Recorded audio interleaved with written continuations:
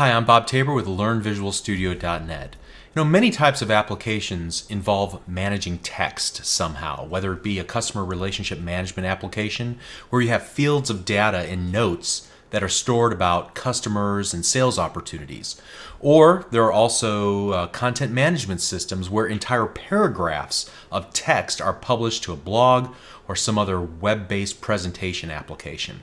So mastering strings or manipulating strings is a vital skill within .NET. In this lesson, I'm going to demonstrate several common string manipulations that are made easy by the .NET Framework class library's string classes. All right, so to get started, let's go ahead and create a new project.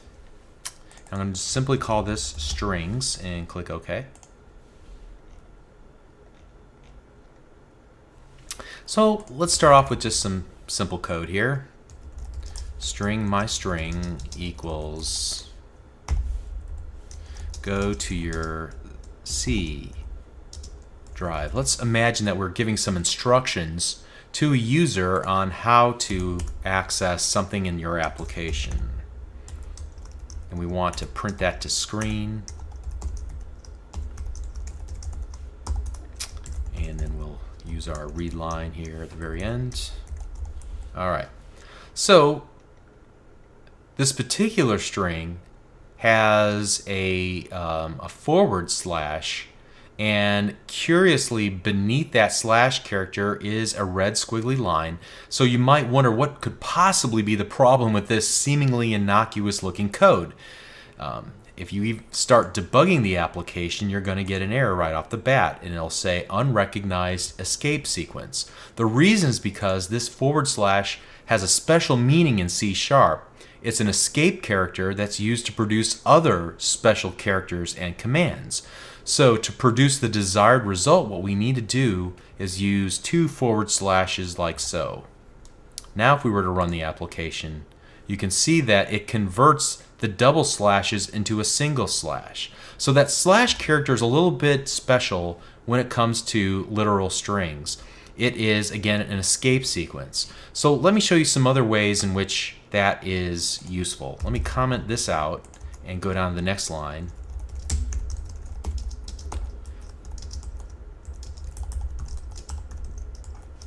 All right, so in this case, I want to,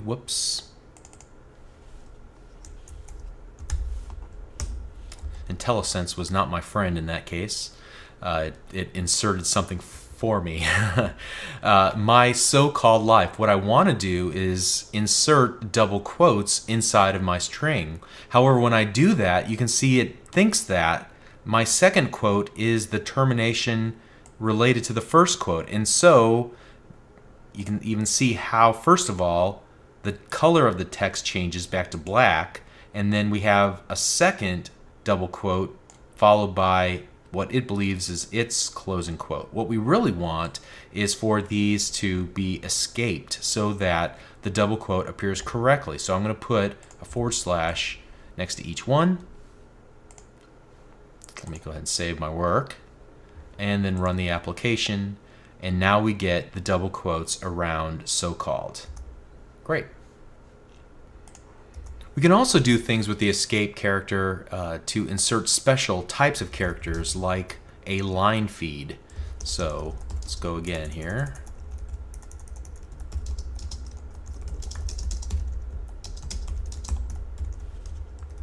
And the way that we would insert a new line is by using the /n escape sequence. So when I run the application, now you can see it inserts a line feed. Great. All right, so there's actually quite a few of these escape sequences that you can insert into your application. You really should check out this blog post by the C# team that you see displayed on your window right now. The key idea is that an escape sequence involving the forward slash plus another character is required to create some characters that would otherwise be difficult to reproduce inside of a literal string. All right, so let's comment all of that out and move on. Now we've already used the string.format a couple of times. Let's talk about it a little bit more.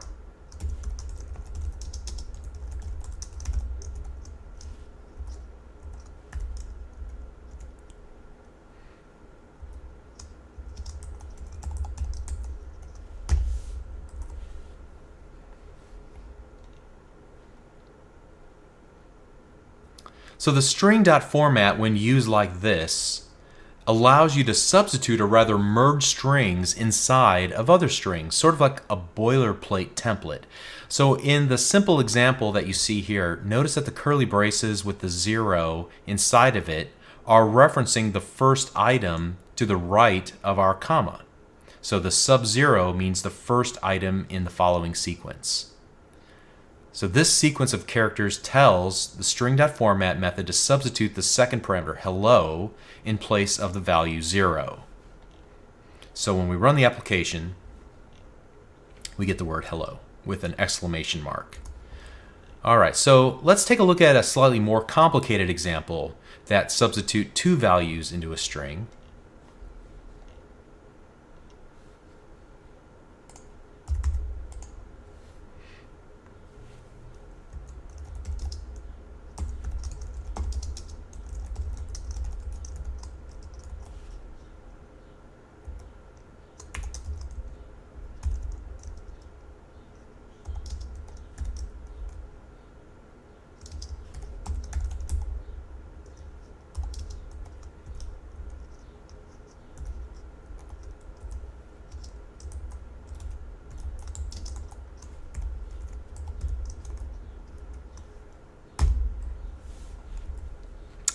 All right, so this time we have two insertion points, 0 and 1. Notice the use of parentheses and so forth with inside of our literal string to get the correct formatting that we want. When we run the application, you can see how that's manifested. Okay? But string.format can do even more than that. Let's comment that out and go to an even more complicated example.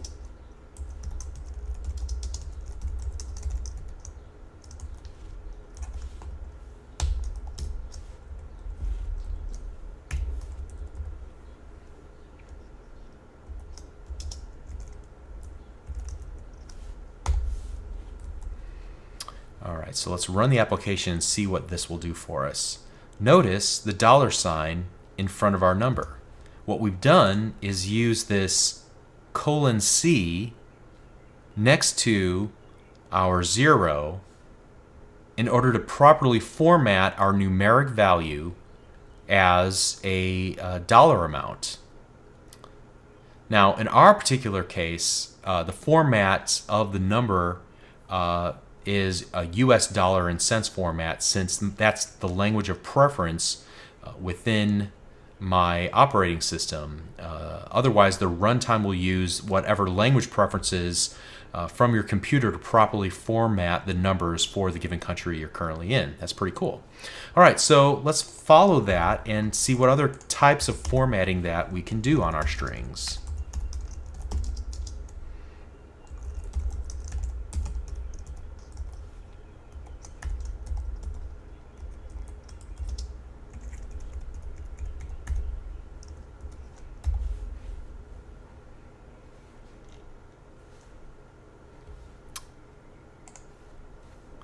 And so you can see how we were able to take a 1 through 9, and by using the :n format, we were able to insert commas in those places that would help us to more easily read this large number. Let's try it one more time.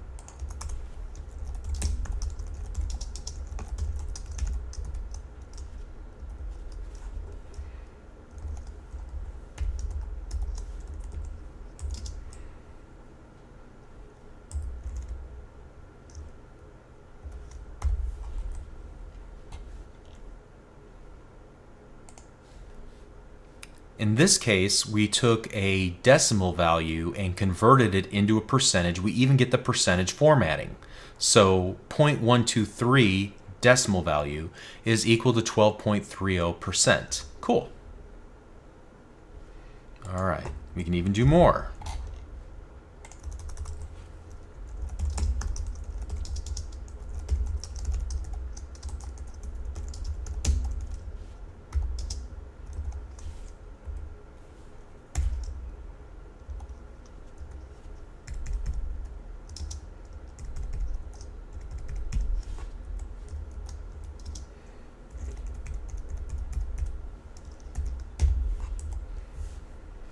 All right, so let's run the application.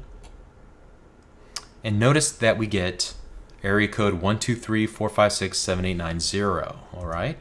So we were able to use the pound sign to represent the next number in the sequence.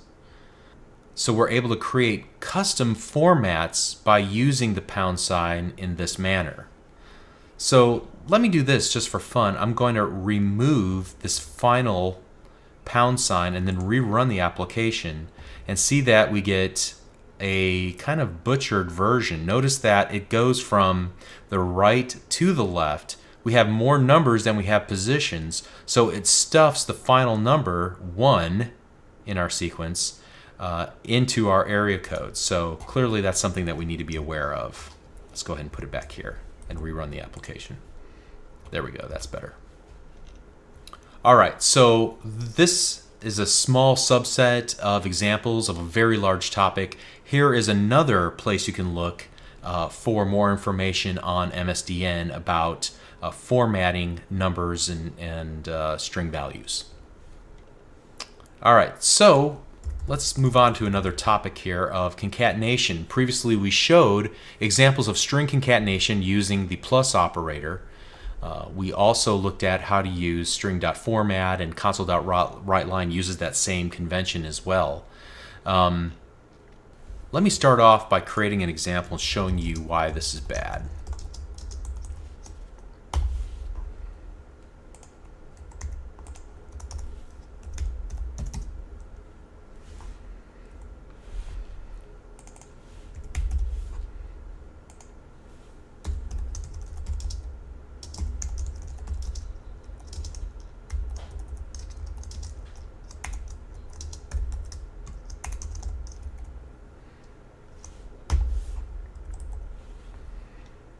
All right, so now let's run this example, and you can see that we are basically concatenating together a bunch of string values, 100 from 0 to 99, putting double dashes in between each number.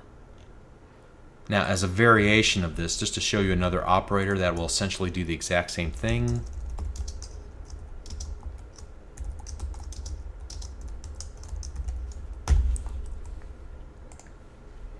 and we get the same result. This plus equal operator is exactly the same as the line of code that we wrote above it. It's just a shortcut. So take whatever the value of my string is and then append everything to the right of our plus equal sign. We can also do minus equal, but we'll avoid that for this particular example. But the concern that we have about using strings like this and string concatenation is that using that plus operator so many times, it works fine in small examples like this, but there is a small issue with doing this. When a string is declared and initialized, it takes up a fixed area of the computer's memory. So when you concatenate the string by adding additional values, what's going on behind the scenes that we don't see is that there's some work by the .NET runtime to create another space in memory that's big enough for the original space plus this new stuff and stick it in there. So it has to keep reallocating new places in memory and keep stuffing things. And it does that, in this case, 100 times. If you're going to continue to concatenate more and more strings together, you can see that this would have a negative performance result on our application and on our computer. So it would cause it to use more system resources than it should. So it's generally preferred to use a special kind of class to do string concatenations that's made for this very purpose, and that is, the class is called the string builder. So let's do this. Let's comment this out. And we're going to go string builder my string equals new string builder.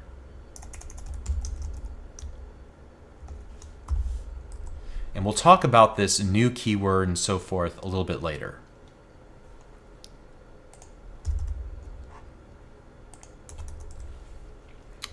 Here we're going to use my string dot append, or I think I spelled it wrong here. There we go.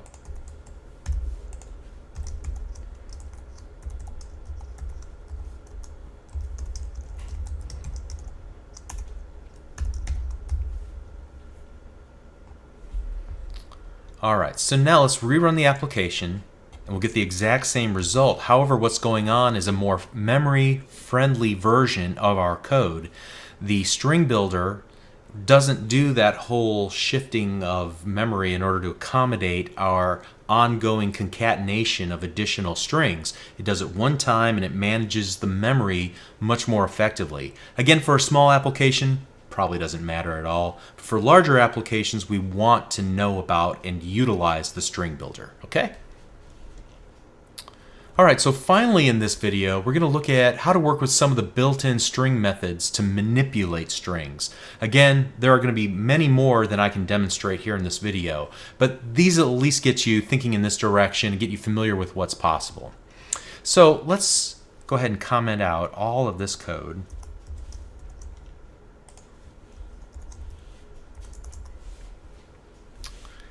And I'm going to create a new string, my string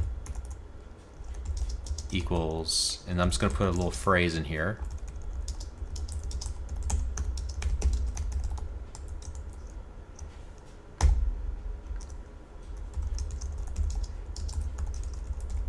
And I'm going to use one of the many helper methods available to strings. Now, some of these aren't really important in the context of what we're attempting to do at the moment, and some of them are. The one I'm looking for is substring, so I'm going to start typing. IntelliSense pulls up substring, and I'm going to look at, there's two versions of this method. Remember what we said about overloaded versions? Well, substring is overloaded, it has two different versions. We're going to use the second one. We're going to define a starting index and then a length. So we want just a subset of this entire string of characters. We're going to start at position 5, and then we're going to select the next 12 characters. Okay?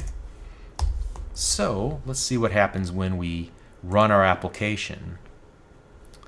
We're pulling out specifically better to be out of the entire string. It's better to be lucky than good. So that's what the substring will do for us.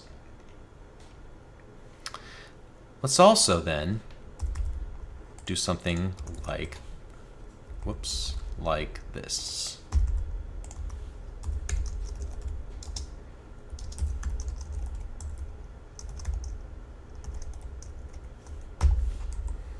All right, so we're going to call the toUpper method. When we run this, notice that it puts our entire string into uppercase characters. There's also a toLower method that will make an entire string lowercase. And that's particularly useful whenever you're comparing whatever the user typed in with one of a list of possibilities. You want to ensure that you make that we're doing a apples to apples comparison, and we don't want to cloud the comparison by the fact that one string may have upper and lower case and the other doesn't. It shouldn't really matter, but sometimes you just want to be very explicit with how the comparison will happen. So in that case, you would either do a toUpper of both the comparison text and the text that the user typed in, or a toLower in that same notion. All right, so one more variation on this. Let's call the replace method, and we're going to replace all of the blank spaces with double dashes. So this is an easy way to find things in a string and replace them with something else.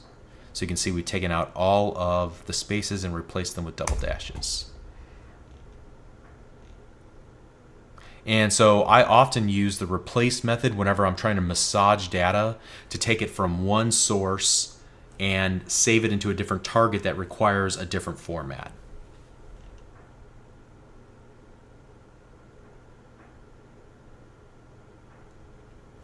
All right, and so for my last trick in this video, let's do this.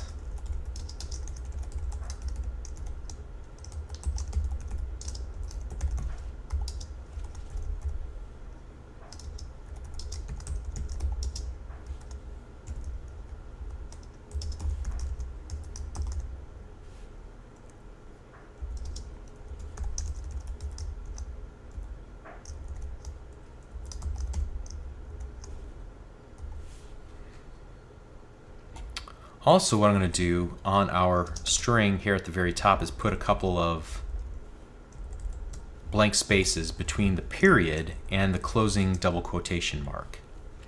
Okay, so now let's run the application and I'll explain what happens.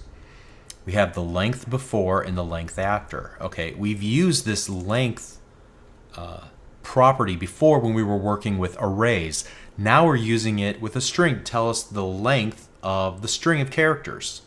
So because I added on a couple of characters at the end, it was the difference between 36 characters and then 34 characters. This trim method will trim off all previous and all blank characters, spacebar characters, before and after the string. So let's run it again. I've added some more spaces before, so now it's even longer, and then the after is still 34 because it trims off all of the spaces.